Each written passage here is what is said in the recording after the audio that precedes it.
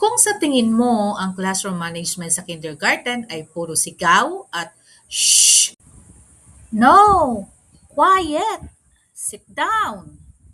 Sorry, pero hindi po ganun kadali yan.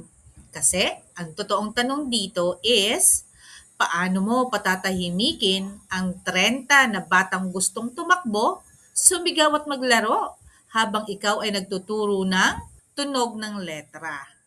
So, para malaman yan, ako ang inyong gurong Chikadora, and today I am going to share some real strategies na ginagamit ko sa classroom management sa kindergarten.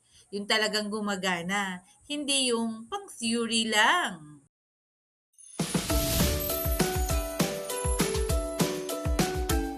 Bakit nga ba importante ang classroom management? Siyempre sa kindergarten, hindi agad academics ang labanan, di ba? Behavior at structure muna. Dahil kapag magulo ang classroom, walang natututo, walang nakikinig. At ikaw, na teacher, ubos ang boses mo. Pero kapag maayos ang classroom management, syempre, di ba, mas mabilis matuto ang bata, mas less ang stress ni teacher, at mas masaya ang learning environment. Basta tandaan natin mga chairs na ang classroom management ay hindi control, but it's guidance. At alam nyo ba kung ano ang number one secret ko sa classroom management? Ito ay routine. Sinasama ko siya sa PowerPoint presentation, yung blocks of time ng kindergarten. Ito ay yung from circle time to dismissal time. Nakakatuwang makita that when music starts, automatic na kung saan sila pupunta, kung ano ang gagawin nila. Dahil guided sila ng pictures o transition signals.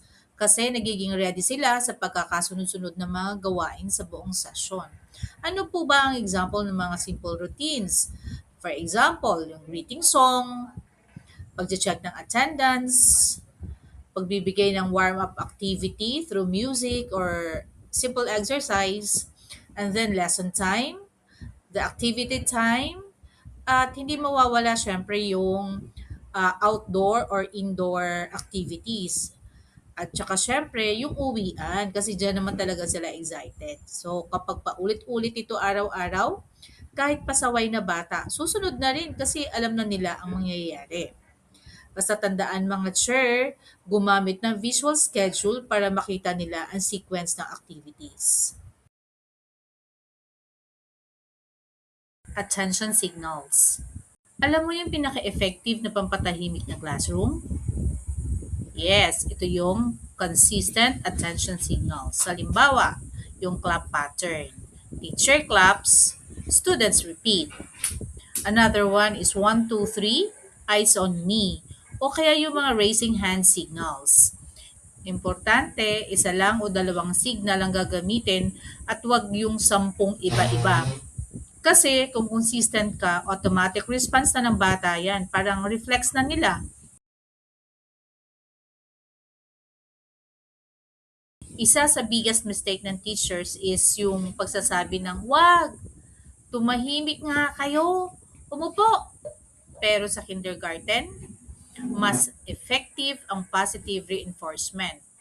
Instead of saying, ang ingay mo, sabihin mong, I like how Ken is sitting quietly o kaya ay i-praise mo yung tamang ginagawa ng kaklase niya.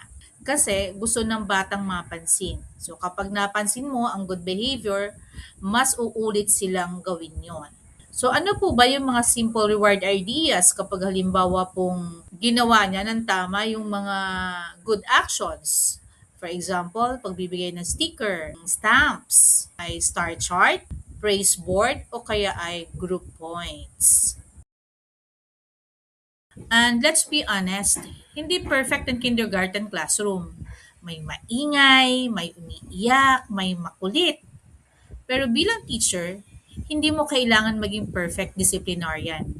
Kailangan mo maging consistent guide. Kasi ang goal natin is not silence, kundi meaningful learning kahit sa gitna ng chaos. So, kung teacher ka na napapagod na sa classroom noise, kapit lang, kaya mo yan. Gulong Chikadora style. Kung nagustuhan mo ang video na ito, i-like, i-share sa fellow teachers, at mag-subscribe sa channel for more classroom tips, teacher hacks, at real talk moments.